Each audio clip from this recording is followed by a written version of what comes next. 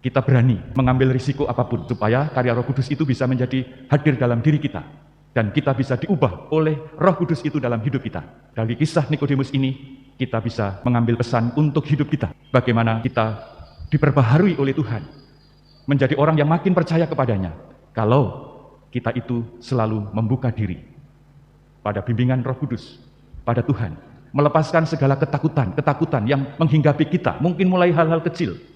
Kalau kita terlibat aktif di gereja, mungkin kita takut nanti kehilangan waktu, takut tidak bisa mengurusi keluarga, takut mungkin nanti usahanya gagal, takut mungkin nanti karirnya tidak naik, dan lain sebagainya. Mungkin itu bisa menghinggapi kita, ketakutan-ketakutan seperti ini. Selama ketakutan-ketakutan itu terus menghinggapi kita, memang kita tidak akan pernah maju. Kita tidak pernah mengambil risiko. Kadang-kadang dalam hidup ini dibutuhkan sebuah tekad yang bulat untuk tetap berani maju, berani mengambil risiko. Kita justru akan setahap lebih maju untuk makin menjadi dewasa dalam kepribadian dan terutama dalam kehidupan iman. Kita mohon bimbingan Roh Kudus untuk memiliki keberanian mempertaruhkan diri kita kepada Tuhan.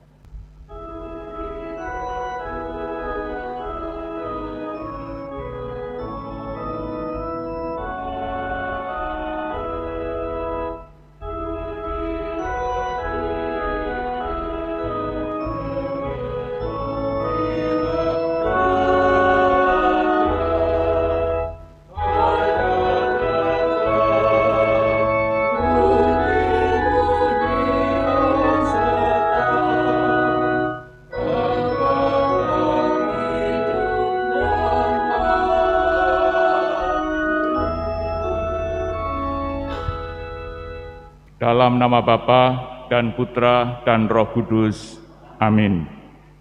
Rahmat Tuhan kita Yesus Kristus, cinta kasih Allah dan persekutuan Roh Kudus bersamamu. Para suster, Bapak Ibu dan saudara-saudariku yang terkasih dalam Kristus, selamat pagi berkat dalam. Kita pagi ini datang ke hadirat Tuhan untuk bersyukur dalam perayaan Ekaristi ini. Dan dalam Ekaristi syukur ini, marilah saudara-saudari yang terkasih, kita mengawali perayaan Ekaristi ini dengan mengakui segala dosa dan kekurangan kita, supaya kita layak merayakan misteri suci ini. Saudara-saudari yang terkasih, Nikodemus yang diceritakan dalam Injil hari ini adalah seorang pengajar Israel. Dia orang hebat dari golongan Farisi. Soal pengetahuannya mengenai hukum tidak diragukan lagi. Tapi dia nampaknya dalam kisah ini punya kendala untuk menjadi percaya kepada Yesus. Kita akan melihat apa yang menjadi kendala bagi orang untuk percaya kepada Yesus, sehingga untuk membaharui dirinya itu menjadi amat sulit. Dikatakan dalam kisah sebelumnya, dia datang kepada Yesus di malam hari. Kata malam dalam Injil Yohanes itu bukan tanpa makna. Ini penuh dengan makna simbolik yang kurang lebih artinya adalah dia masih berada dalam kegelapan. Kegelapannya apa? Yang masih menyelubungi Nikodemus, sehingga untuk menjadi percaya lahir kembali dalam Yesus itu menjadi sangat sulit. Dia adalah pengajar Israel, seorang pemimpin, seorang guru yang hebat. Nampaknya dengan datang di malam hari, dia tidak ingin kehilangan reputasi dirinya, tidak kehilangan nama baiknya. Mosok seorang pengajar yang hebat kok mendatangi guru yang bernama Yesus, orang begitu masih muda. Apalagi alirannya Yesus itu berbeda. Kalau dia ikut-ikutan Yesus, dia nampaknya nanti tidak mempunyai nama baik lagi. Mungkin murid-muridnya nanti dia juga akan makin hilang.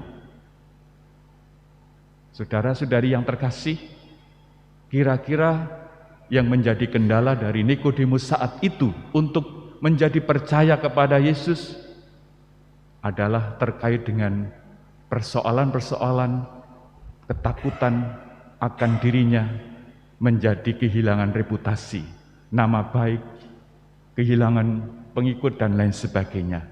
Hal-hal seperti itu yang kerap kali juga bisa menjadi kendala bagi kita dan banyak orang untuk menjadi percaya kepada Yesus. Sehingga kendala-kendala seperti ini menghambat karya Roh Kudus yang dikatakan tadi dalam Injil, roh itu seperti angin yang bertiup, yang tidak kelihatan tetapi terrasakan hembusannya, dan dia mau kemana itu tidak pernah kita ketahui. Itu artinya bahwa Roh Kudus itu punya cara kerja sendiri yang tidak pernah bisa kita atur, tidak kita ketahui karya-karyanya itu. Dan Roh Kudus yang berkarya dengan caranya sendiri itulah yang menuntut kita untuk selalu membuka diri. Kita berani mengambil risiko apapun supaya karya Roh Kudus itu bisa menjadi hadir dalam diri kita dan kita bisa diubah oleh Roh Kudus itu dalam hidup kita. Karena itu saudara-saudari yang terkasih, dari kisah Nikodemus ini kita bisa mengambil pesan untuk hidup kita.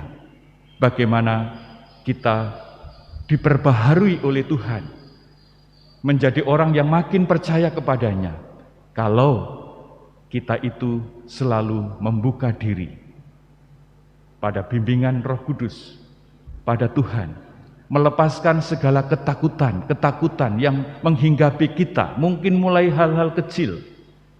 Kalau kita terlibat aktif di gereja, mungkin kita takut nanti kehilangan waktu, takut tidak bisa mengurusi keluarga, takut mungkin nanti usahanya gagal, takut mungkin nanti karirnya tidak naik dan lain sebagainya. Mungkin itu bisa menghinggapi kita ketakutan-ketakutan seperti ini.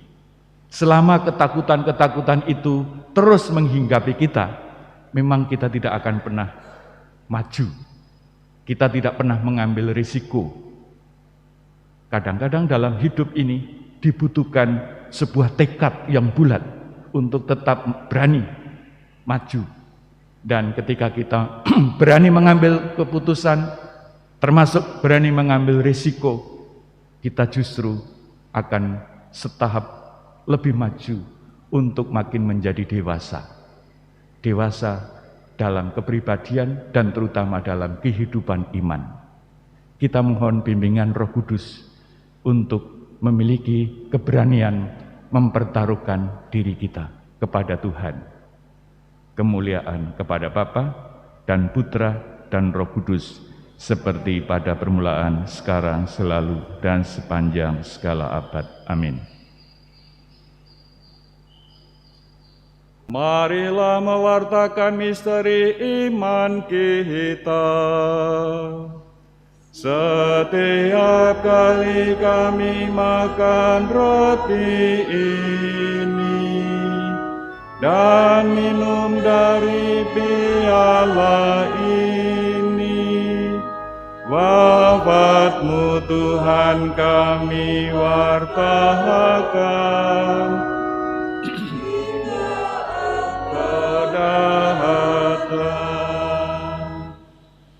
Kristus harus menderita dan bangkit dari alam maut untuk masuk ke dalam kemuliaannya. Haleluya. Tuhan bersamamu. Semoga Allah yang Maha Kuasa memberkati saudara-saudari sekalian, Bapa dan Putra dan Roh Kudus. Amin. Saudara sekalian, pergilah, perayaan Ekaristi sudah selesai. Syukur kepada Allah.